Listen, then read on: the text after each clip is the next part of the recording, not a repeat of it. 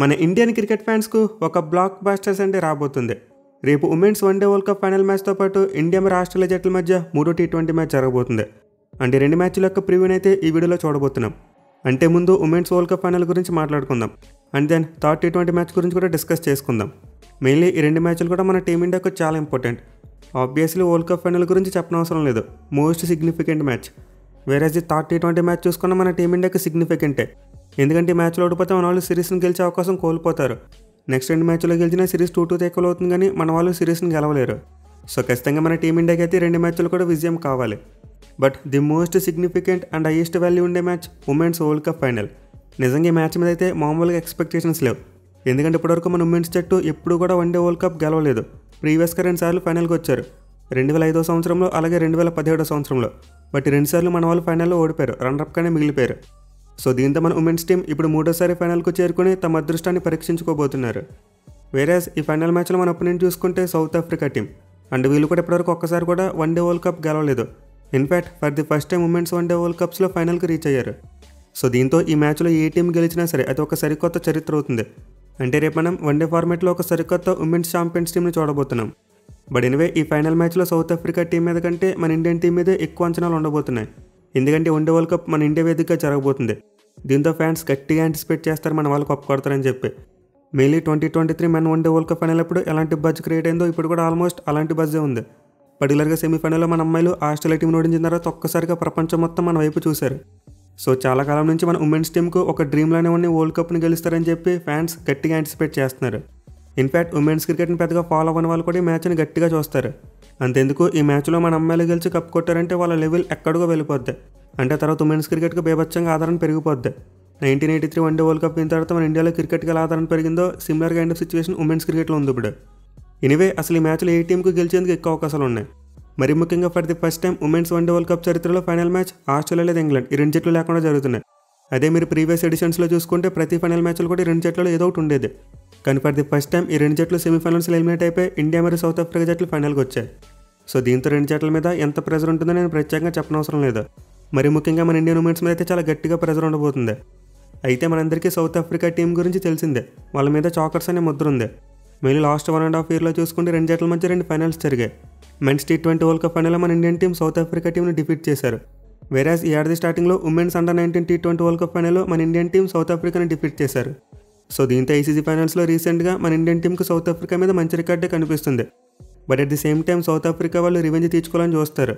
వాళ్ళు ఎలాగైనా సరే ఈ కప్ కొట్టి ఆ చాకర్స్ అనే ముద్ర పోగొట్టుకోవాలని చూస్తారు. ఇన్ఫాక్ట్ రీసెంట్గానే మెన్స్ టీం WTC ఫైనల్ గెలవడం చూసాం. దీంతో సౌత్ ఆఫ్రికా మెన్స్ టీం ఆ స్పిరిట్తో ఖచ్చితంగా ఈ మ్యాచ్లో మన టీమిండియాకి హెవీ కాంపిటీషన్ ఇస్తారు. అయితే ఈ 2 జట్ల మధ్య వన్డే ఫార్మాట్లో ఓవరాల్ రికార్డ్ చూసుకుంటే మాత్రం మన టీమిండియా ఉమెన్స్దే అప్పర్ హ్యాండ్. మొత్తం 34 మ్యాచ్లు ఆడితే మన వాళ్ళు 20 మ్యాచ్లు గెలిచారు. వేరే సౌత్ ఆఫ్రికా టీం 13 మ్యాచ్లు మాత్రమే గెలిచింది, మిగిలిన 1 మ్యాచ్లో ఫలితం రాలేదు. సో క్లియర్లీ మన ఉమెన్స్ టీంకి అయితే సౌత్ ఆఫ్రికా టీం మీద చాలా మంచి రికార్డు ఉంది. ఈవెన్ 2 జట్ల మధ్య చివరిగా జరిగిన 5 వన్డే మ్యాచ్లో చూసుకున్న మన వాళ్ళు 4 గెలిచారు, సౌత్ ఆఫ్రికా టీం ఒక్కటే గెలిచింది. బట్ ట్రాజడీ ఏంటంటే ఆ గెలిచిన 1 మ్యాచ్ రీసెంట్గా వచ్చింది. ఈ వరల్డ్ కప్లో లీగ్ మ్యాచ్లో సౌత్ ఆఫ్రికా టీం మన ఇండియాని డిఫీట్ చేశారు, అది కూడా వైజాగ్ వేదికగా జరిగిన క్లోజ్ మ్యాచ్లో. సో దీంతో సౌత్ ఆఫ్రికా టీం లీగ్ స్టేజ్లో చేసింది ఇక్కడ కూడా రిపీట్ చేయాలని చూస్తారు. పైగా వన్డే వరల్డ్ కప్లో చూసుకునే 2 జట్ల మధ్య నెక్ టు నెక్ రికార్డు ఉంది. 6 మ్యాచ్లో తలపడితే 3 వాళ్ళు గెలిచారు, 3 మన వాళ్ళు గెలిచారు. సో దీంతో మన ఇండియన్ ఉమెన్స్ టీంకి ఈ మ్యాచ్ అంత ఈజీగా ఉండదు. ఖచ్చితంగా సౌత్ ఆఫ్రికా టీం చాలా గట్టి పోటీ ఇస్తుంది. ఇక ఫైనల్ మ్యాచ్ వెండి విషయానికి వస్తే నవీ ముంబైలోని డివై పాటిల్ స్టేడియం వేదిక ఆడబోతున్నారు. అంటే మన వాళ్ళు ఆస్ట్రేలియా టీం మీద సెమీఫైనల్ ఎక్కడైతే ఆడారో సేమ్ అదే గ్రౌండ్లో ఆడబోతున్నారు. ఇన్ఫ్యాక్ట్ ఈ వరల్డ్ కప్లో 3 మ్యాచెస్ కంప్లీట్గా జరిగాయి. అంటే 1 మ్యాచ్ రద్దు అయిపోయింది, బట్ మిగిలిన 3 మ్యాచ్లు కంప్లీట్గా జరిగాయి. అండ్ ఆ 3 మ్యాచ్లో ఫస్ట్ ఇన్నింగ్స్ యావరేజ్ స్కోర్ చూసుకుంటే 271 ఉంది. అండ్ ఆల్సీ 3 మ్యాచెస్లో ఫస్ట్ బ్యాటింగ్ చేసిన టీం 2 మ్యాచ్లు గెలిస్తే చేస్ చేసిన టీం 1 మ్యాచ్లోనే గెలిచింది. సో నార్మల్గా రికార్డ్ బట్టి చూసుకుంటే ఫస్ట్ బ్యాటింగ్ చేయడమే బెటర్ అనిపిస్తుంది. బట్ మన వాళ్ళు లాస్ట్ మ్యాచ్లో చేసి గెలిచారు. అట్ ది సేమ్ టైం 2 జట్ల మధ్య జరిగిన గ్రూప్ స్టేజ్ మ్యాచ్లు కూడా చేసింగ్ చేసిన టీమే గెలిచింది. దీంతో ఇది ఫైనల్ మ్యాచ్ అయినప్పటికీ స్కోర్ బోర్డు మీద రన్స్ పెట్టేదానికంటే చేసి చేయడానికి 2 జట్లు ఎక్కువ మొగ్గు చూపుతాయేమో అనిపిస్తుంది. పర్టికులర్గా మన ఉమెన్స్ టీం లాస్ట్ మ్యాచ్లో చేసిన హిస్టారిక్ చేసిన తర్వాత చాలా కాన్ఫిడెంట్గా ఉంటారు. కానీ ఒక ఇంట్రెస్టింగ్ ఫ్యాక్ట్ ఏంటంటే మన వాళ్ళు ప్రీవియస్గా 2 సార్లు ఫైనల్కి వెళ్ళారని చెప్పుకున్నాం. బట్ ఆ 2 సార్లు కూడా ఫైనల్ మ్యాచ్లో చేస్తూ ఓడిపోయారు. 2005 సంవత్సరంలో జరిగిన ఫైనల్ మ్యాచ్లో ఆస్ట్రేలియా టీం సెట్ చేసిన 216 పరుగుల టార్గెట్ని చేయలేకపోయారు. కేవలం 117 పరుగులకే మన టీం ఆల్అౌట్ అయిపోయింది. వేరేజ్ 2017 ఫైనల్ మ్యాచ్లో చూసుకున్న ఇంగ్లాండ్ ఉమెన్స్ టీం మీద 229 రన్స్ టార్గెట్ చేయలేకపోయారు. క్లోజ్గా వచ్చి 9 పరుగుల తేడా ఓడిపోయారు. సో దీంతో ఏమైనా బ్యాక్ ఆఫ్ ది మైండ్ ఉంటే మన వాళ్ళు టాస్ గెలిచి ముందుగా బ్యాటింగ్ కూడా తీసుకోవచ్చు. ఈవెన్ సౌత్ ఆఫ్రికా టీం కూడా ఆ ఫైనల్ మ్యాచ్ ప్రెజర్ని దృష్టిలో పెట్టుకుని వాళ్ళు కూడా మేము ముందు బ్యాటింగ్ తీసుకోవచ్చు. సో లాస్ట్ మ్యాచ్లో హిస్టారిక్ చేస్తారో చూసుకుంటేనేమో ముందు ఫీల్డింగ్ చేయాలనిపిస్తుంది, కానీ ప్రీవియస్ రికార్డ్స్ చూసుకుంటే మాత్రం ముందు బ్యాటింగ్ చేస్తే బెటర్ ఏమో అనిపిస్తుంది. దీంతో మ్యాచ్లో టాస్ కలిసి రాంగ్ డెసిషన్ తీసుకునే కంటే ఓడిపోతే బెటర్ ఏమో. బట్ ఎనివే ఈ గ్రౌండ్లో ఫస్ట్ బ్యాటింగ్ చేసినా లేదా ఫీల్డింగ్ చేసినా మ్యాచ్ గెలిచేందుకు ఈక్వల్ ఛాన్సెస్ ఉంటాయని చెప్పుకోవచ్చు. ఇక మ్యాచ్ యొక్క వెదర్ రిపోర్ట్ విషయానికి వస్తే లిటిల్ బిట్ రెయిన్ థ్రెట్ కనిపిస్తుంది. అంటే వెదర్ ఫోర్కాస్ట్లో 25% రెయిన్ పడొచ్చని ఉంది. బట్ రెయిన్ డిస్టర్బ్ చేసినప్పటికీ ఫైనల్ మ్యాచ్ కాబట్టి రిజర్వ్ డే ఖచ్చితంగా ఉంటుంది. దీంతో సండే రోజు మ్యాచ్ కంప్లీట్ అవ్వకపోతే మండే రోజుకు పోస్ట్ పోన్ చేస్తారు. ఇక టీమ్స్ విషయానికి వస్తే మన ఇండియన్ ఉమెన్స్ టీం సెమీఫైనల్లో చాలా మంచి పర్ఫార్మెన్స్ ఇచ్చారు. మెయిన్లీ బ్యాటింగ్ విషయంలో ఆ టీమ్ గేమ్ చూసాం. సో బ్యాటింగ్ పరంగా చూసుకుంటే మన టీంలో పెద్ద పేర్లు ఉన్నాయి. లైక్ స్మృతి మందాన, హర్మన్ ప్రీత్ కౌర్, జమీమా, దీప్తి శర్మ, ఈవెన్ రచా ఘోష్ కూడా చాలా మంచి బ్యాట్స్మెన్. అలాగే షఫాలి వర్మ కూడా ఏ రేంజ్లో డిస్ట్రాక్షన్ చేయగలదో మనం చూసాం. సో బ్యాటింగ్ పరంగా చూసుకుంటే మన ఇండియన్ టీం స్ట్రాంగ్గానే కనిపిస్తుంది. మెయిన్లీ మందానకు సౌత్ ఆఫ్రికా టీం మీద చాలా మంచి రికార్డు ఉంది. 2024 నుండి చూసుకుంటే వన్డే ఫార్మాట్లో ఆమెకు సౌత్ ఆఫ్రికా టీం మీద 75 యావరేజ్ ఉందంట. అలాగే లాస్ట్ మ్యాచ్లో హర్మన్ ప్రీత్ కౌర్ మరియు జమీమా అద్భుతమైన నాక్స్ ఆడడం చూసాం. అండ్ ఆల్సో దీప్తి మరియు రచా ఘోష్ కూడా చాలా మంచి ఫినిషింగ్ టచ్ ఇచ్చారు. ఎస్పెషల్లీ లాస్ట్ టైం ఈ రెండు జట్ల మధ్య జరిగిన లీగ్ స్టేజ్ మ్యాచ్లో రచా ఘోష్ ఒక అద్భుతమైన నాక్ కొట్టింది. సో బ్యాటింగ్లో అయితే సౌత్ ఆఫ్రికా టీంతో కంపేర్ చేసుకుంటే మన టీమే స్ట్రాంగ్గా ఉంది. బట్ బౌలింగ్లో మాత్రం కొన్ని సమస్యలు ఉన్నాయి. మన బౌలర్స్ అంత కన్సిస్టెంట్గా బౌలింగ్ చేయలేకపోతున్నారు. పర్టికులర్గా ఫీల్డింగ్ అంత గొప్పగా లేదు. ఇప్పటికీ టోర్నమెంట్లో ఆల్మోస్ట్ 20 క్యాచెస్ వరకు డ్రాప్ చేశారంట. సో దీంతో మ్యాచ్లో మన బౌలింగ్ మరియు ఫీల్డింగ్ బాగా స్టెప్ అప్ అవ్వాలి. ఎస్పెషల్లీ బౌలింగ్లో దీప్తి శర్మ మరియు శ్రీచరణి మంచిగానే వేస్తున్నారు. అలాగే రేణుకా సింగ్ ఠాకూర్ యొక్క ఎక్స్పీరియన్స్ గురించి కూడా ప్రత్యేకంగా చెప్పనవసరం లేదు. దీంతో తోడు మిగతా బౌలర్స్ బాగా వేసి ఆ ఫీల్డింగ్ని కరెక్ట్గా చేస్తే డెఫినెట్లీ మన టీంకి గెలిచేందుకు పుష్కలంగా అవకాశాలు ఉంటాయి. ఇక సౌత్ ఆఫ్రికా టీం విషయానికి వస్తే వాళ్ళు అయితే సెమీఫైనల్ ఇంగ్లాండ్ టీంను ఉతికారేశారు. ఏకంగా 125 రన్స్ డిఫరెన్స్తో మ్యాచ్ గెలిచారు. అది కూడా వాళ్ళకి బిగ్గెస్ట్ స్ట్రెంత్ వాళ్ళ కెప్టెన్ లోరా ఓల్వర్ట్. ఈ వరల్డ్ కప్లో ఆమె లీడింగ్ స్కోరర్, అందరికంటే ఎక్కువ రన్స్ కొట్టింది. మిగిలిన సెమీఫైనల్ ఏకంగా 169 రన్స్ కొట్టి సౌత్ ఆఫ్రికా టీంకు భారీ స్కోర్ వచ్చేలా చేసింది. అలాగే మీకు ఇండియా మ్యాచ్ చూసుకున్న చాలా మంచి రికార్డు ఉంది. సో సౌత్ ఆఫ్రికా టీంకి అయితే మరోసారి వాళ్ళ కెప్టెన్ లోరా చాలా కీలకంగా మారబోతుంది. ఇక మిగతా ప్లేయర్స్ విషయానికి వస్తే తన ఓపెనింగ్ పార్ట్నర్ బ్రిట్స్ కూడా కొంతవరకు మంచి ఫామ్లో ఉంది. ఇద్దరు కన్సిస్టెంట్గా రన్స్ కొడుతూ సౌత్ ఆఫ్రికా విజయాలో కీ రోల్ ప్లే చేస్తున్నారు. అయితే వీళ్ళకంటే డేంజరస్ ప్లేయర్ మెరిజాన్ క్యాప్ అని చెప్పుకోవచ్చు. ఈమె అయితే అసలు మైండ్ బ్లోయింగ్ ఆల్రౌండర్. అటు బ్యాట్తోనే రన్స్ కొట్టేస్తుంది, అలాగే బాల్తో చూసుకుని వికెట్లు తీసేస్తుంది. మిగిలిన సెమీఫైనల్ మ్యాచ్లో ఇంగ్లాండ్ మీద ఫస్ట్ ఓవర్లోనే 2 వికెట్లు తీసింది. సో మన టీంని అయితే మెరిజాన్ క్యాప్తో చాలా జాగ్రత్తగా ఉండాలి. అలాగే మరో ఆల్రౌండర్ ఎన్డీ క్లార్క్ కూడా లాస్ట్ టైం మన ఇండియా మీద ఒక అద్భుతమైన నాక్ కొట్టింది. ఆల్మోస్ట్ ఓడిపోయింది అనుకున్న మ్యాచ్ని 1 చేతితో గెలిపించి పెట్టింది. సో మన వాళ్ళు మెరిజాన్ క్యాప్ మరి ఎన్డీ క్లార్క్ వీళ్ళిద్దరితో చాలా జాగ్రత్తగా ఉండాలి. ఇక వాళ్ళ లెఫ్ట్ ఆర్మ్ స్పిన్నర్ అమలాబా కూడా వరల్డ్ కప్లో మంచిగానే బౌలింగ్ చేస్తుంది.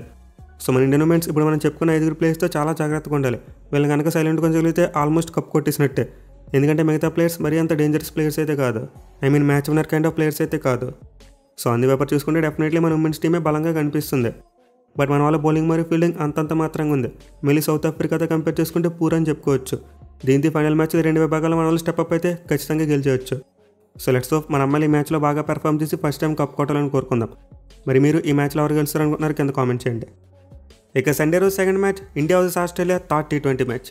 ఇన్ఫ్యాక్ట్ సండే రోజు ఇదే ముందు స్టార్ట్ అవుతుంది. 1:45 PM ఈ మ్యాచ్ మొదలైపోద్ది. వెరాజ్ వరల్డ్ కప్ ఫైనల్ చూసుకుంటే మధ్యాహ్నం 3 గంటలకు స్టార్ట్ అవుద్ది. సో ముందు చెప్పుకున్నట్టు 3 T20 మ్యాచ్ అయితే మన టీమిండియాకు చాలా కీలకం. మన వాళ్ళకి సిరీస్ గెలిచే ఉద్దేశం ఉంటే ఈ మ్యాచ్లో ఖచ్చితంగా గెలిచి తీరాలి.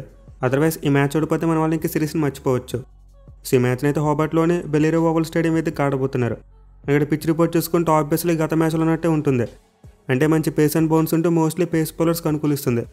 బట్ గత 2 మ్యాచ్లతో కంపేర్ చేసుకుంటే ఇక్కడైతే కాస్త రన్స్ కూడా ఎక్కువ చూడొచ్చు. అంటే ఈ గ్రౌండ్లో బ్యాట్స్మెన్ కూడా కొంతవరకు అడ్వాంటేజ్ ఉంటుంది. మీరు ఎవరైతే పేస్ అండ్ బౌన్స్ని బాగా యూజ్ చేసుకుని షాట్స్ కొడతారో వాళ్ళకి ఖచ్చితంగా రన్స్ వస్తాయి. సో బట్ పిచ్ అయితే మరీ ఎంసీజీ పిచ్ అంత దారుణంగా ఉండదు. ఖచ్చితంగా బ్యాట్స్మెన్కి ఎంతో కొంత హెల్ప్ ఉంటుంది. అలాగే గ్రౌండ్లో స్పిన్నర్స్ కూడా కొంతవరకు బెటర్గానే బౌలింగ్ చేశారు. పేస్ బౌలర్స్తో కంపేర్ చేసుకుంటే గ్రౌండ్లో స్పిన్నర్స్కి మంచి ఎకానమీ ఉంది. అయితే ప్రైమరీగా చూసుకుంటే మాత్రం ఈ గ్రౌండ్లో ఎక్కువ వికెట్స్ పేస్ బౌలర్సే తీశారు. బట్ ఎన్ని ఓవరాల్గా చూసుకుంటే మాత్రం మనం ఈ గ్రౌండ్లో బ్యాట్ అండ్ బాల్ మధ్య ఒక మంచి ఈక్వల్ కాంపిటీషన్ ఎక్స్పెక్ట్ చేయవచ్చు. ఇక ఈ గ్రౌండ్ యొక్క స్టాట్స్ విషయానికి వస్తే ఇప్పటివరకు మొత్తం 14 T20 మ్యాచెస్ జరిగాయి. అంటే 14 మ్యాచ్లో ఫస్ట్ బ్యాటింగ్ చేసిన టీం 7 మ్యాచ్లు గెలిస్తే చేస్ చేసిన టీమ్స్ 6 మ్యాచ్లు గెలిచాయి. అలాగే గ్రౌండ్లో ఫస్ట్ ఇన్నింగ్స్ యావరేజ్ స్కోర్ 155 రన్స్కి ఉంది. సో క్లియర్లీ గత 2 గ్రౌండ్స్తో కంపేర్ చేసుకుంటే గ్రౌండ్లో యావరేజ్ స్కోర్ ఎక్కువగా ఉంది. ఇన్ఫాక్ట్ డొమెస్టిక్ T20స్లో అయితే ఫస్ట్ ఇన్నింగ్స్ యావరేజ్ స్కోర్ 167 వరకు ఉంది. కానీ ఈ మ్యాచ్లో టాస్ అడ్వాంటేజ్ మాత్రం ఆల్మోస్ట్ నిల్ అని చెప్పుకోవచ్చు. అంటే ముందు బ్యాటింగ్ చేసినా ఫీల్డింగ్ చేసినా పెద్దగా డిఫరెన్స్ ఏమి ఉండదు. ఎందుకంటే T20స్లో చూసుకుని అలాగే ఓవరాల్ T20 రికార్డ్ చూసుకున్న ఆల్మోస్ట్ ఈక్వల్ ఉంది. పర్టికులర్గా డొమెస్టిక్ T20స్లో 68 మ్యాచ్లు జరిగితే 34 ఫస్ట్ బ్యాటింగ్ చేసిన వాళ్ళు గెలిచారు, 34 మ్యాచ్లో సెకండ్ బ్యాటింగ్ చేసిన వాళ్ళు గెలిచారు, విచ్ మీన్స్ డెడ్ ఈక్వల్గా ఉంది. సో మోస్ట్లీ మ్యాచ్లో అయితే టాస్ అంత ఇంపార్టెంట్ కాదు. కానీ ఐడియల్గా చూసుకుంటే మాత్రం చేస్తేనే బెటర్ అనిపిస్తుంది. ఎందుకంటే ఈ గ్రౌండ్లో గత 5 T20 మ్యాచ్లో చూసుకుంటే ఫస్ట్ బ్యాటింగ్ చేసిన టీం 2 మ్యాచ్లు గెలిచారు, వేరే చేసింగ్ చేసిన టీం 3 మ్యాచ్లు గెలిచింది. సో మైన్యూట్ అడ్వాంటేజ్ని దృష్టిలో పెట్టుకుని టాస్ గెలిచిన కెప్టెన్ ముందుగా ఫీల్డింగ్ తీసుకోవచ్చు. బట్ మన ఇండియన్ టీం అయితే ఫస్ట్ 2 మ్యాచ్లు కూడా మేము ముందు బ్యాటింగ్ తీసుకునే వాళ్ళమని చెప్పారు. దీంతో మన వాళ్ళ మైండ్ సెట్ని అర్థం చేసుకుని మన వాళ్ళు ఏం తీసుకుంటారో చెప్పడం కాస్త కష్టమే. ఇక వెదర్ రిపోర్ట్ విషయానికి వస్తే ఫోర్కాస్ట్లో వర్షం పడటానికి ఏమీ లేదు, అంటే కేవలం 10% మాత్రమే ఛాన్సెస్ ఉన్నాయి.